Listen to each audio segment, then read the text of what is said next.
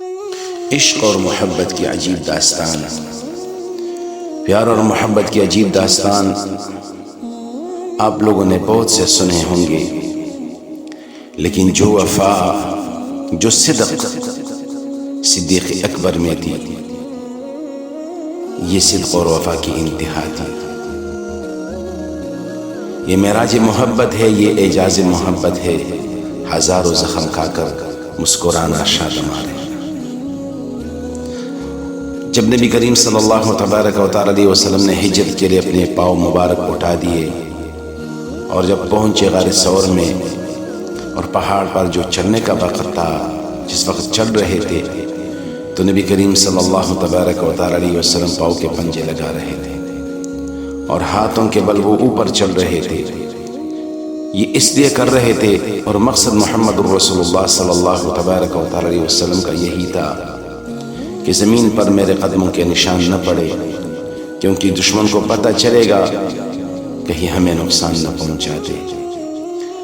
ہائے ہائے، جب صدیق اکبر نے دیکھا کہ محبوب خدا محمد عربی، محمد مصطفیٰ صلی اللہ تبارک و تعالی علیہ وسلم زمین پر پورے پاؤں نہیں لگا رہے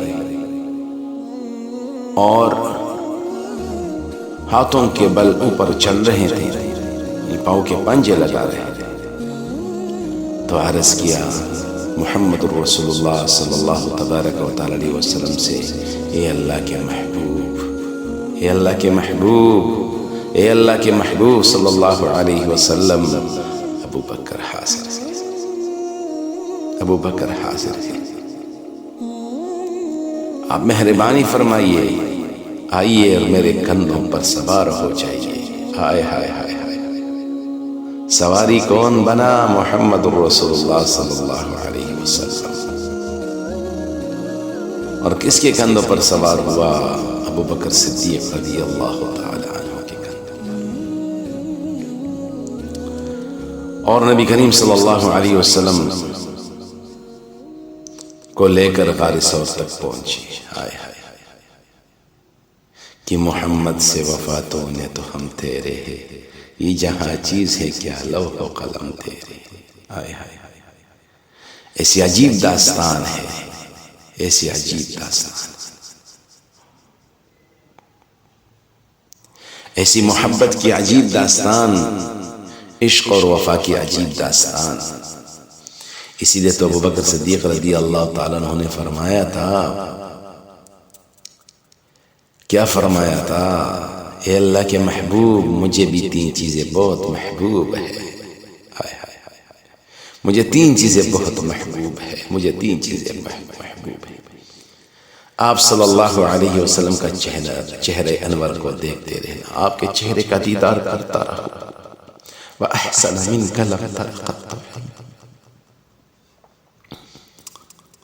اور دوسرا، آپ صلی اللہ علیہ وسلم پر اپنا مال خرچ کرو، میں اپنا مال آپ پہ قربان کر دوں۔ رو رہے ہیں گھر میں ہے، رو رہے کہ محمد عربی صلی اللہ علیہ وسلم میرا مال اس طرح استعمال کرے، میرا مال اس طرح خرچ کرے، میرا سارا سرمایہ اس طرح خرچ کرے جیسے اس کا اپنا ہو۔